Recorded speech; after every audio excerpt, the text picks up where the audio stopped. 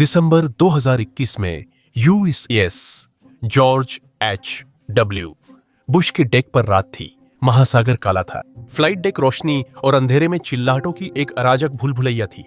एक पीली शर्ट हमारे लिए एक एयरक्राफ्ट डायरेक्टर था जो हमारी नौसेना के साथ नहीं था। उसने अपनी छड़ी लहराई और एक विमान को कैटापल्ट के पास स्थिति में आने का संकेत दिया। छोटा ट्रैक्टर एक ग्रे आकार खींचता है। पीली शर्ट ने मुड़ने का इशारा किया। आमतौर पर रात में पायलट आदेश को इशारे या सिर हिलाकर स्वीकार करता है, लेकिन इस रात कॉकपिट खाली था और कोई नोज गियर के साथ चल रहा था। वहां एक नाविक था जिसके हाथ में एक ऐसा उपकरण था जो शक्ल में भारी वीडियो गेम कंट्रोलर जैसा लग रहा था और वह उसकी छाती से बंधा हुआ था। उसका अंगूठा जॉयस्टिक के ऊपर मंडरा रहा था। यह एक महंगा कई मिलियन डॉलर का विमान था जिसे सैकड़ों लोगों और उपकरणों के बीच हिलते डेक पर चलाया जा रहा था। यह सब एक आदमी एक्सबॉक्स कंट्रोल जैसे डिवाइस से नियंत्रित कर रहा था। अगर मशीन ने उसी पल आगे बढ़ने का फैसला किया, शायद जॉयस्टिक को आगे धकेलने पर, यह डेक क्रू के पास से छेद करते हुए युद्धपोत के किनारे से गिरने से सिर्फ 3 सेकंड दूर था। पीली शर्ट वाले ने रुकने का इशारा किया। नाविक ने जॉयस्टिक दबाया और मशीन ट्रैक पर सही जगह रुक गई। यह बोइंग MQ-10 स्टिंगरे है। यह दुनिया का पहला ऑपरेशनल कैरियर आधारित मानव रहित विमान है और उस रात यह साबित कर रहा था कि यह दुनिया के सबसे दुश्मन भरे एयरफील्ड पर भी टिक सकता है। भले ही यह स्टील्थ बॉम्बर जैसा दिखता हो, इसका काम बम गिराना या डॉग फाइट नहीं, बल्कि उड़ता हुआ पेट्रोल पंप बनना है। आप सोच रहे होंगे कि अमेरिकी नौसेना ईंधन ले जाने वाले रोबोट पर अरबों डॉलर क्यों खर्च कर रही है। इसका जवाब पैसिफिक थिएटर में दूरी के अत्याचार में छुपा है। सुरक्षित ठिकानों और संभावित युद्ध क्षेत्रों के बीच की दूरी हजारों किलोमीटर में मापी जाती है। प्रशांत महासागर वाकई बहुत बड़ा है। आधुनिक career fighter FA-18 super hornet और F-35C की रेंज पुराने कोल्ड वॉर विमान A-6 इंट्रूडर से भी कम है। समस्या के चलते नौसेना को फाइटर विमानों से अस्थायी टैंकर का काम लेना पड़ रहा है। अभी सुपर हॉर्नेट की 20-30% उड़ानें ईंधन भरने के लिए होती हैं। वे पंखों पर ईंधन टैंक लगाकर साथियों को ईंधन देने उड़ते हैं। यह कुछ ऐसा है जैसे आपने महंगे फेरारी कारों का एक बेड़ा खरीदा हो और फिर उनमें से 1/3 को सिर्फ उबर ईट्स डिलीवरी के लिए इस्तेमाल कर रहे हो। यह काम करता है, लेकिन पैसे और एयर फ्रेम की उम्र का बेकार उपयोग है। जिस दिन मेरा उबर ईट्स ड्राइवर फेरारी में आएगा, हम कहेंगे, भाई अब नौकरी बदलने का वक्त है। यह आपके टॉप फाइटर्स की उम्र घटाता और उन्हें लड़ाई से दूर रखता है। MQ-25 इसे रोकने के लिए बनाया गया है, लेकिन इस पर अरबों डॉलर खर्च हो रहे हैं। यह कैरियर से उड़कर 14,000-16,000 पाउंड ईंधन 500 नॉटिकल मील दूर विमानों तक पहुंचा सकता है। यह लगभग 2,400 गैलन है, जो 160 फैमिली कारों की टंकी भरने के लिए काफी है। आपका स्वागत है, लेकिन अगर आपके ड्रोन में इतनी रेंज और क्षमता है तो सिर्फ गैस भरना जरूरी नहीं। आप इसे रडार एरे से भर सकते हैं, आप इसे सेंसर पैकेज से भर सकते हैं, या फिर एक दिन आप इसे स्टील्थी एंटी शिप मिसाइलों से भी भर सकते हैं। इस पर बाद में लौटेंगे। फिलहाल देखते हैं कि यह असल में कैसे काम करता है।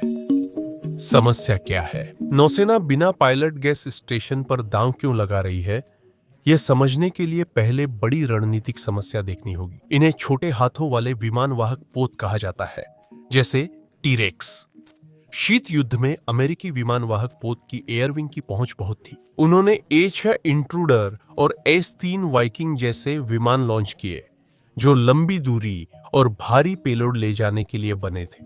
वे सैकड़ों मील दूर हमले कर सकते थे और घंटों मंडरा सकते थे, जिससे विमान वाहक पोत सुरक्षित रहता था। लेकिन अब वे विमान नहीं हैं। कई साल पहले रिटायर होने के बाद आज एयरक्राफ्ट कैरियर डेक पर FA-18 सुपर हॉर्नेट और F-35C का दबदबा है। ये high tech multi role fighter है, लेकिन अपने पूर्वजों से इनकी रेंज कम है। इनकी बिना ईंधन भरे रेंज कम है, लेकिन यह समस्या नहीं अगर अमेरिका केवल ऐसे क्षेत्रों में लड़ता जहां दुश्मन नौसेना नहीं है। अब दुनिया बदल गई है। चीन जैसे विरोधियों ने 20 सालों में लंबी दूरी की एंटी शिप बैलिस्टिक मिसाइलें बनाई हैं। ये हथियार एयरक्राफ्ट कैरियर को निशाना बनाने के लिए है और 1000 किलोमीटर से ज्यादा दूर तक मार सकते हैं। यही समस्या नौसेना के सामने है। अगर आप फिलीपींस सागर में एक अमेरिकी कैरियर रखते हैं और एक गोला बनाते हैं जो दिखाता है कि उसके जेट बिना ईंधन भरे कितनी दूर तक उड़ सकते हैं, संभावना है कि वह गोला चीन की मुख्य भूमि तक नहीं पहुंचेगा। लेकिन चीन से लॉन्च मिसाइलों की रेंज का गोला अमेरिकी कैरियर को आसानी से घेर लेता है, जो अमेरिकी नौसेना के लिए ठीक नहीं है। समाधान है हवाई ईंधन भरना। लड़ाकू विमानों में हवा में ईंधन भरने से उनकी रेंज बढ़ती है और कैरियर सुरक्षित रहता है। लेकिन नौसेना के पास अब कैरियर आधारित टैंकर नहीं है। रिटायरमेंट के बाद वे 2 दशक से बड़ी टैंकिंग नामक अस्थायी समाधान अपना रहे हैं। आज हम नौसेना के कई शब्द सीख रहे हैं, है ना? फ्रंटलाइन फाइटर जेट जैसे सुपर हॉर्नेट पर बड़ा बाहरी ईंधन टैंक और बड़ी स्टोर रिफ्यूलिंग पॉड लगाया जाता है। यह पॉड आमतौर पर कॉब द्वारा बना हॉज और रील सिस्टम रखता है। फाइटर उड़ान भरता है, अपने साथियों से मिलता है, होज खोलता है, अपना ईंधन देता है और फिर जाकर लैंड करता है। कागज पर यह काम करता है, पर व्यवहार में बहुत अक्षम है। कुछ विश्लेषणों के अनुसार और यहां तक कि नौसेना के अपने ही आंकड़ों के मुताबिक सभी सुपर हॉर्नेट उड़ानों में से लगभग 20 से 30% सिर्फ टैंकर मिशन होते हैं। वे बम नहीं गिरा रहे होते, वे दुश्मनों की निगरानी नहीं कर रहे होते, वे सिर्फ ईंधन ले जा रहे होते हैं।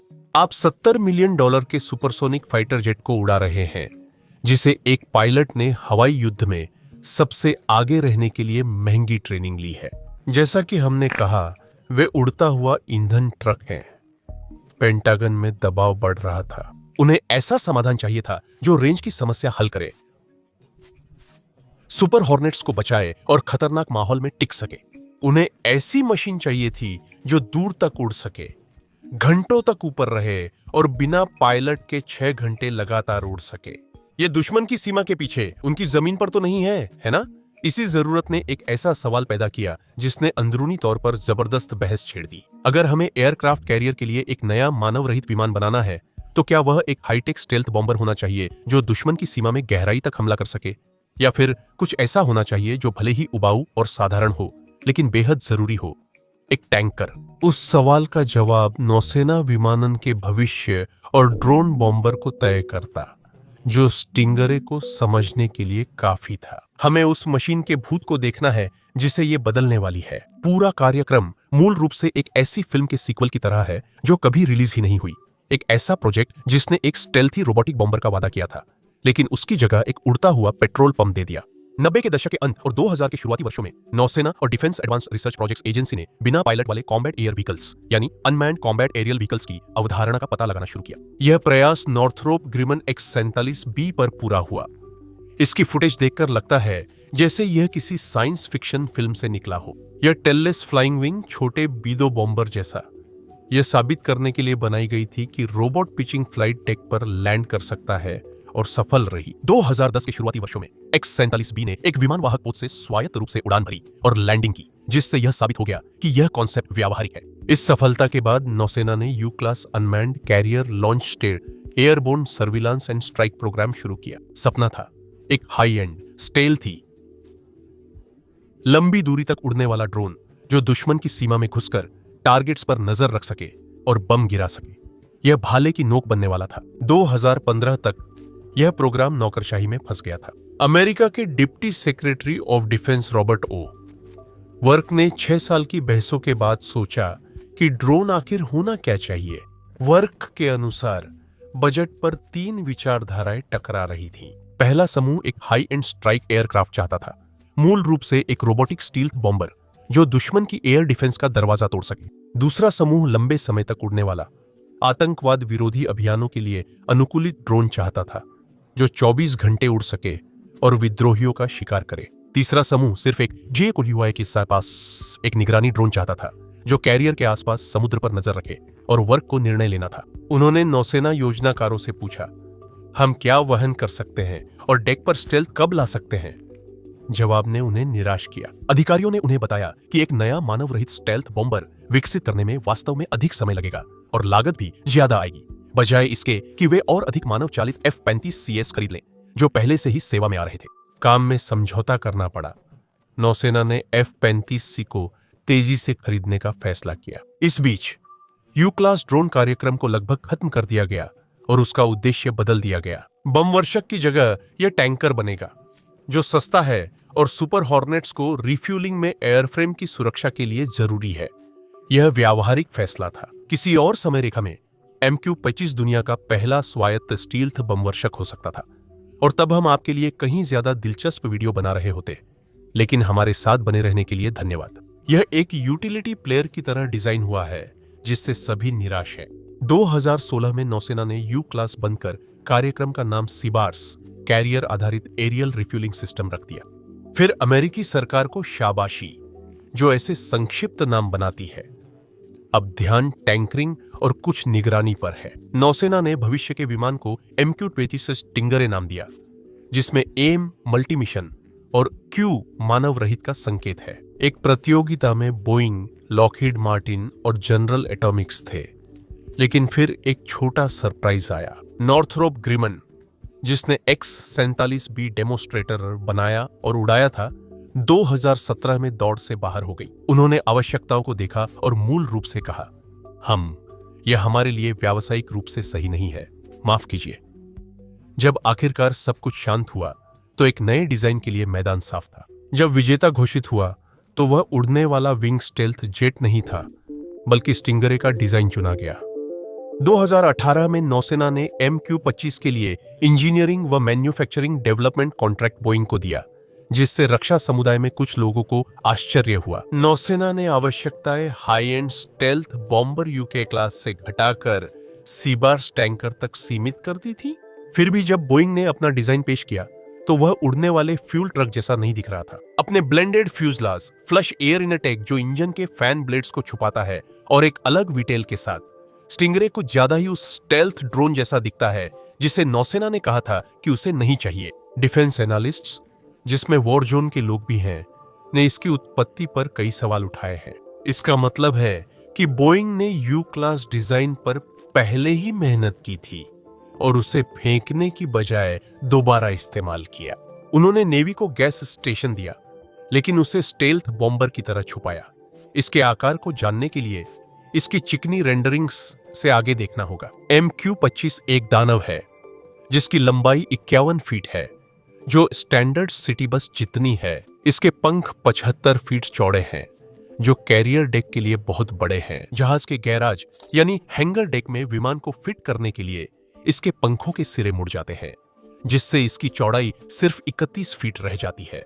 इस ढांचे में एक Rolls Royce AE 3007-907N turbofan लगा है। यह कोई नया प्रयोगात्मक इंजन नहीं है, बल्कि यह एक भरोसेमंद इंजन का नौसैनिक संस्करण है, जिसका इस्तेमाल बिजनेस जेट्स और विशाल MQ-4C ट्राइटन निगरानी ड्रोन में किया जाता है। लेकिन यहां जो एकमात्र आंकड़ा वाकई मायने रखता है, वह है फ्यूल मोड। नेवी का स्टिंगरे के लिए उद्देश्य है कि वह 500 नॉटिकल मील की दूरी पर 14 से 16,000 पाउंड ईंधन ट्रांसफर कर सके। अगर तुलना करें तो यह लगभग 2,400 गैलन जेट ईंधन है, और अगर हम कार की तुलना करें तो यह 150 फैमिली कारों के बराबर पेट्रोल है।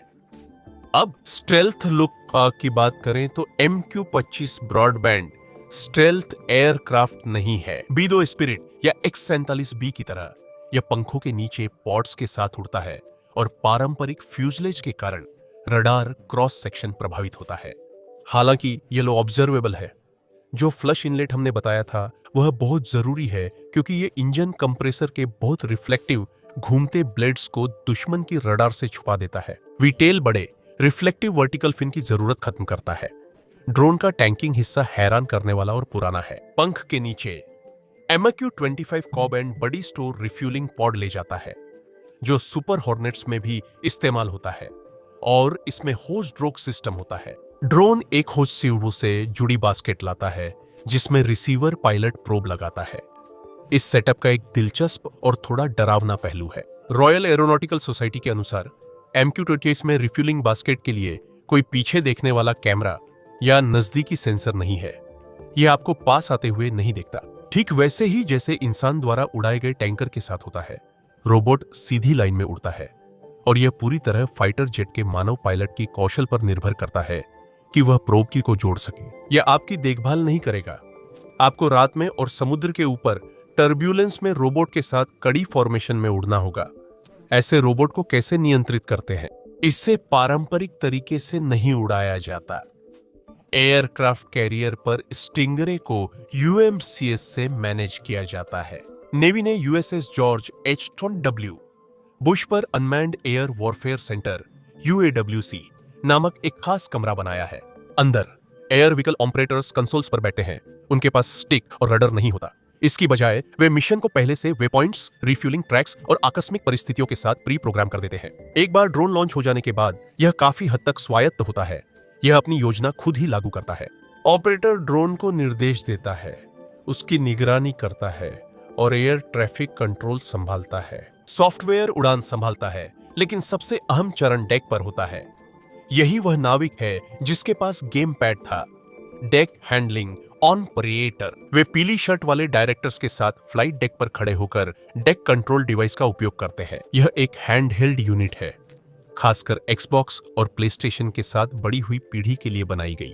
2021 के प्रदर्शनों में ऑपरेटर्स ने इस डिवाइस से ड्रोन टैक्सी कराने, कैटापल्ट पर लगाने और लैंडिंग एरिया क्लियर करने में मदद ली। फ्लाइट डेक की डे की अफरा तफरी में किया गया यह काम मानव केंद्रित इंजीनियरिंग का बेहतरीन उदाहरण है। नौसेना ने संचालन में बदलाव नहीं किया। उन्होंने हाथ के इशारे और ट्रैफिक पैटर्न वैसे ही रखे, बस ऐसा रोबोट बनाया जो उसमें फिट हो। इंसानों को नया तरीका नहीं सीखना पड़ा। सीमा पर परीक्षण स्टिंगरे को विमान वाहक पोत पर खुद को साबित करने से पहले उड़ने की क्षमता दिखानी थी। बोइंग ने एक ठेकेदार के स्वामित्व वाला डेमोस्ट्रेटर विमान बनाया, जिसे टी-1 के नाम से जाना जाता है। सितंबर 2019 में टी-1 ने पहली बार उड़ान भरी, वह भी प्रशांत महासागर के ऊपर नहीं, बल्कि मिड अमेरिका के ऊपर। इलिनॉय के सेंट लुइस एयरपोर्ट पर मक्का के खेतों के ऊपर ग्रे नौसैनिक विमान को घूमते देखना अजीब था। 2020 तक टी-1 ने बड़े कोब्बल पॉड के साथ हवाई ईंधन भरना शुरू कर दिया था और वायु गतिकी का परीक्षण हो रहा था, ताकि अतिरिक्त ड्रैग से फ्लाइट कंट्रोल सॉफ्टवेयर भ्रमित न हो। लेकिन गोल गोल उड़ना तो आसान हिस्सा है। असली परीक्षा 4 जून 2021 को आई थी। यह वह क्षण था जिस पर पूरा कार्यक्रम निर्भर था। पहली मानवयुक्त विमान की बिना पायलट ईंधन भराई। सेटअप सीधा पर थोड़ा डरावना था। T-1 ड्रोन ने होज और ड्रोग निकाली। बास्केट स्लिप स्ट्रीम में पीछे घसीटता गया। नेवी का FA-18 सुपर हॉर्नेट धीरे धीरे पास आया। उसका रिफ्यूलिंग प्रोब कॉकपिट से बाहर निकला था। पायलट उसे बड़ा हुआ देख रहा था। यह एक बहुत बड़ा जोखिम भरा खेल है। अगर ड्रोन अपनी पोजीशन का अंदाजा कुछ फीट भी गलत लगा ले, या अगर सॉफ्टवेयर ने गलत प्रतिक्रिया दी, अगर अचानक कोई तेज टर्बुलेंस आ जाए तो बास्केट फाइटर के कैनोपी से टकरा सकती है, या इससे भी बुरा, दोनों विमान आपस में टकरा सकते हैं। लेकिन रोबोट ने खुद को स्थिर रखा। हॉर्नेट पायलट ने विमान बास्केट में डाला, प्रोब जुड़ा और ईंधन भरने लगा, और इसी के साथ इतिहास रच दिया गया। यह साबित हो गया कि एक मशीन पर भरोसा किया जा सकता है कि वह एक मानव चालित जेट के बेड़े के भीतर अपनी स्थिति बनाए रखे। उसी साल MQ-25 ने E-2D हॉकाई और F-35C के साथ भी यही किया, जिससे साबित हुआ यह इत्तेफाक नहीं था। एरोडायनामिक्स साबित होने के बाद अब जहाज पर जाने का वक्त था। दिसंबर 2021 में टी-1 को USS जॉर्ज H-W बुश पर क्रेन की मदद से चढ़ाया गया। यह हमें फिर उन्हीं डेक ट्रायल्स पर लाता है, लेकिन इस बार ठोस डेटा इकट्ठा करने के लिए। इंजीनियरों को यह जानना था कि ड्रोन के सेंसर डेक पर चलने वाली हवा और जहाज की हिलती हुई गति को कैसे संभालते हैं, ताकि सॉफ्टवेयर को बेहतर बनाया जा सके। नेवी ने सिर्फ ड्रोन का इस्तेमाल नहीं किया, उन्होंने एक किंग एयर विमान का भी इस्तेमाल किया, जो एक विकल्प के रूप में काम कर रहा था, और जॉइंट प्रिसाइज लैंडिंग सिस्टम यानी JPLS का उपयोग करते हुए लैंडिंग की कोशिशें की। वे सॉफ्टवेयर को सिखा रहे थे कि एयरक्राफ्ट कैरियर पर समुद्र में लैंड कैसे करें। फिजिकल ट्रायल्स के साथ बोइंग और नेवी वर्चुअल सिमुलेशन भी कर रहे थे, ताकि मानव और मानव रहित टीमिंग की अगली सीमा का परीक्षण हो सके। उन्होंने एक ऐसा सीन दिखाया जिसमें एक सुपर हॉर्नेट पायलट अपने मौजूदा डेटा लिंक का इस्तेमाल करके MQ-25 को अपना ड्रोग तैनात करने और उसे ईंधन भरने का आदेश दे सकता है। यह युद्ध के अलग भविष्य की झलक है। आज पायलट रेडियो से टैंक पायलट से बात करता है। कल वे शायद बस अपनी डिस्प्ले पर एक बटन क्लिक करेंगे और उनका टैंकर आज्ञाकारी तरीके से उनके पास आकर उन्हें ईंधन भर देगा। पैसा, राजनीति, देरी। अब कोई भी आधुनिक रक्षा मेगा प्रोजेक्ट बढ़ती लागत और देरी के बिना पूरा नहीं होता। आप पहले भी यहां आए हैं, आपको पता है ये कैसे होता है। MQ-25 स्टिंगरे भी इसमें शामिल है। 2025 तक नौसेना को 76 स्टिंगरे खरीदने हैं, जिनमें 67 ऑपरेशनल और 9 टेस्टिंग व डेवलपमेंट के लिए होंगे। इस बेड़े की कुल कीमत करीब 159 अरब है। गणना से प्रति एयरक्राफ्ट लागत करीब 209 मिलियन है, जिसमें रिसर्च व डेवलपमेंट खर्च भी शामिल है। लाइट्स और असेंबली लाइन चालू रखने के लिए नेवी ने केवल वित्तीय वर्ष 2026 के बजट में ही $1 अरब से थोड़ा अधिक राशि का अनुरोध किया है, जिसमें खरीदारी और आगे की रिसर्च शामिल है। साथ ही पहले 3 लो रेट इनिशियल प्रोडक्शन एयरफ्रेम्स भी शामिल हैं। उस यूनिट लागत को समझें। एक स्टिंगरे की कीमत में हाई एंड बिजनेस जेट्स का छोटा बेड़ा मिल सकता है। न्याय की दृष्टि से वे बिजनेस जेट्स न तो न्यूक्लियर कैरियर से उड़ सकते हैं और न ही 500 मील दूर स्टील्थ फाइटर्स को ईंधन दे सकते हैं। तो मुझे लगता है कि यह कोई शानदार तुलना नहीं है, लेकिन यह महंगा जरूर है। हालांकि अमेरिकी सेना के लिए चेक लिखना तो आसान हिस्सा है, विमान हासिल करना मुश्किल है। पहले नौसेना को 2022 तक उत्पादन विमान उड़ने की उम्मीद थी। नहीं, अब 2025 है और आप शायद इसे 2026 में देख रहे हैं, जिसमें इंडियन ऑयल कॉर्पोरेशन 2024 या 2025 में आएगी। सैन्य खरीद प्रक्रिया को जानने वाले किसी भी व्यक्ति को यह जानकर बिल्कुल भी हैरानी नहीं होगी कि समय सारणी बार बार पीछे खिसक गई है। 2023 में रक्षा विभाग के इंस्पेक्टर जनरल की ऑडिट ने नौसेना की उस योजना में गंभीर जोखिम बताए, जिसमें परीक्षण से पहले उत्पादन शुरू करने की बात थी। ऑडिट में चेतावनी दी गई कि पहले उड़ाओ फिर खरीदो। नीति से लागत बढ़ सकती है और डिलीवरी में देरी हो सकती है। 2023 के अंत और 2024 की शुरुआत तक आधिकारिक समय सारणी ने परीक्षण उड़ानों को 2025 और संचालन के लिए तैयार होने की तारीख को 2026 तक आगे बढ़ा दिया था, लेकिन 2025 के अंत तक यह भी बहुत आशावादी साबित हुआ। रिपोर्टों के अनुसार नौसेना के जेट की पहली उड़ान अब 2026 की शुरुआत में होगी, क्योंकि टीम संरचनात्मक परीक्षण और सॉफ्टवेयर प्रमाणन में अटकी है। युद्ध के लिए तैयार होने की समय सीमा अब 2027 के वित्तीय वर्ष के अंत तक बताई गई है। यह आधुनिक रक्षा कार्यक्रमों का आम नृत्य है, लेकिन इसके असली परिणाम होते हैं। हर साल स्टिंगरे में देरी होती है, जबकि सुपर हॉर्नेट्स एयरफ्रेम्स खर्च कर गैस टैंक का काम कर रहे हैं। ऐसा क्यों हो रहा है? रुकावट क्यों है? खैर, केंटिगन कई समस्याओं की परफेक्ट स्टॉर्म की ओर इशारा करते हैं। डिजाइनर बिल्ड चुनौतियां, कोविड के कारण भारी सप्लाई चेन झटके और व्यापक गुणवत्ता व श्रम संबंधी समस्याएं। बोइंग के औद्योगिक आधार में हमने यह बात पहले भी सुनी है। बॉटलनेक को दूर करने की कोशिश में बोइंग 2024 में सेंट लुइस एयरपोर्ट पर 200 मिलियन की एक नई समर्पित सुविधा खोलता है, जिसे खास तौर पर इन ड्रोन को बनाने के लिए डिजाइन किया गया है। स्वाभाविक रूप से इससे एक तीखी राजनीतिक बहस छिड़ गई है। आलोचक कहते हैं कि नौसेना टैंकर की समस्या सस्ते में हल हो सकती थी, बस और F-18 संशोधित कर या रिटायर S-3 वाइकिंग वापस लाकर। उनका कहना है कि स्टिंगरे ईंधन पहुंचाने का महंगा तरीका है, लेकिन समर्थक कहते हैं कि ईंधन तो सिर्फ शुरुआत है। उनका कहना है कि MQ-25 सिर्फ गैलन पहुंचाने के लिए नहीं, बल्कि नौसेना को बिना पायलट विमान कैरियर में शामिल करना सिखाने के लिए भी अहम है। बड़े पैमाने पर एयरविंग, यह टैंकर से आगे नौसैनिक युद्ध के भविष्य के लिए प्रवेश शुल्क है। तो फिलहाल स्टिंगरे सिर्फ एक टैंकर है, लेकिन अगर आप नौसैनिक रणनीतिकारों से बात करें और खासकर अगर आप देखें कि विश्लेषक किस बारे में फुसफुसा रहे हैं, तो यह बहुत स्पष्ट है। वह टैंकर तो बस शुरुआत है। यहां सबसे बड़ा असर रेंज पर है। रॉयल एरोनॉटिकल सोसाइटी के अनुसार जब MQ-25 500 नॉटिकल मील दूर से 15,000 ईंधन लाता है, तो एयरविंग की कॉम्बैट रेंज दोगुनी हो जाती है। यही बड़ा मापदंड है जिसे लेकर चीनी सैन्य योजनाकार चिंतित है। इसे ऐसे सोचिए, स्टिंगरे ना होने पर कैरियर को दुश्मन के तट के पास खड़ा होना पड़ता है ताकि वह हवाई हमला कर सके, यानी खतरे की सीमा पर। स्टिंगरे के साथ आप पेट्रोल पंप को शहर के सुरक्षित बाहरी इलाके से हटाकर एक खतरनाक हाईवे के बीच में ले जा रहे हैं। अचानक फाइटर विमान युद्ध क्षेत्र के अंदर ही अपने टैंक भर सकते हैं, जिससे वे उन लक्ष्यों पर हमला कर सकते हैं जो पहले उनकी पहुंच से बाहर थे।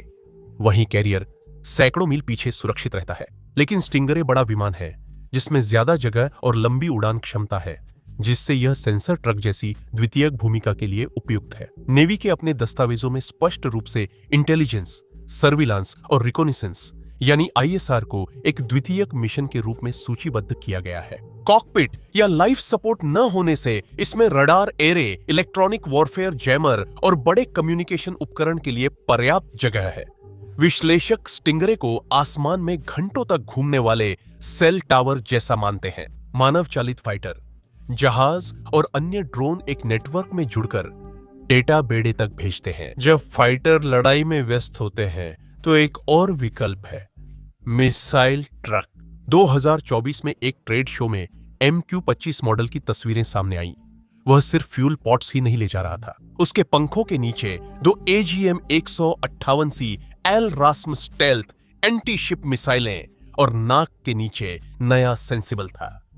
नौसेना ने अभी इस सशस्त्र स्टिंगरे कॉन्फ़िगरेशन के लिए प्रतिबद्धता नहीं जताई, लेकिन इसकी तर्कशीलता आकर्षक है। अगर आपके पास एक ड्रोन है जो लंबी दूरी तक उड़ सकता है और जिसकी बनावट कम दिखाई देती है, तो क्यों न इसका इस्तेमाल लंबी दूरी की मिसाइलें लॉन्च करने के लिए किया जाए। यह कैरियर को दुश्मन की रक्षा प्रणाली की पहुंच से काफी दूर से ही स्टील्थी एंटी शिप हथियारों की बौछार छोड़ने की अनुमति दे सकता है, जिससे एक साधारण टैंकर को एक घातक स्टैंड ऑफ स्ट्राइकर में बदला जा सकता है। आखिरकार MQ-25 एक पार्ट फाइंडर है। नौसेना के नेता पहले ही एक ऐसे भविष्य की बात कर रहे हैं, शायद 2040 तक, जहां कैरियर एयरविंग का 60% हिस्सा बिना पायलट के होगा। स्टिंगरे और मिशन कंट्रोल इंफ्रास्ट्रक्चर UAWC जो कैरियर्स में बन रहा है, भविष्य की नींव है। यह मंच नौसेना को इंसानों और मशीनों के साथ संचालन का कठिन सबक सिखाएगा। MQ-25 स्टिंगरे एक उबाऊ मेगा प्रोजेक्ट है। इसके लिए माफी चाहता हूं। हमारे साथ बने रहने के लिए धन्यवाद। मुझे यह काफी दिलचस्प लगा, लेकिन यह एक शांत क्रांति भी है। इसमें किसी नए फाइटर जेट की सुपरसोनिक चमक या किसी स्ट्रेटेजिक बॉम्बर की प्रलयकारी शक्ति नहीं है। यह सिर्फ ईंधन की समस्या हल कर टैंकिंग मिशन संभालता है। यह नौसेना की सबसे महंगी अक्षमताओं में से एक है कि अग्रिम पंक्ति के फाइटर जेट्स को अस्थायी ईंधन ट्रक की तरह इस्तेमाल किया जाता है, जो समर्पित रोबोट का काम हो सकता है। ऐसा करने से कैरियर स्ट्राइक ग्रुप की लंबी पहुंच फिर से स्थापित होती है। एयरविंग का किल रेडियस शीत युद्ध के स्तर पर लौटता है, अब आधुनिक स्टेल्थ और नेटवर्किंग के साथ। स्टिंगरे नौसेना को भविष्य के डरावने और व्यावहारिक सवालों के जवाब देने पर मजबूर करता है। 50 नॉट की तेज हवाओं और अंधेरे में जेट इंटेक्स के पास रोबोट को टैक्सी कैसे कराते हैं, कंट्रोल रूम्स कैसे डिजाइन करते हैं, ऐसी नीति कैसे बनाएं कि पायलट संकट में भी दूर ऑपरेटर पर भरोसा कर सके, खासकर लैंडिंग पैटर्न में। MQ-25 वह मशीन है जो नौसेना को बिना पायलट वाली एविएशन के लिए नियमावली लिखने पर मजबूर कर रही है। अगर सब कुछ योजना के मुताबिक चलता है, तो आज पैदा होने वाले बच्चे ऐसे दुनिया में बड़े होंगे जहां एयरक्राफ्ट कैरियर की सबसे अजीब बात यह नहीं होगी कि जेट्स एक चलती हुई जहाज पर उतर रहे हैं, बल्कि यह होगी कि उन जेट्स में से आधे में पायलट ही नहीं है। और जब ऐसा होगा तो उसका कारण यह होगा कि नौसेना ने एक साधारण उड़ने वाले गैस स्टेशन को सब कुछ करना सिखाकर शुरुआत की थी। देखने के लिए धन्यवाद।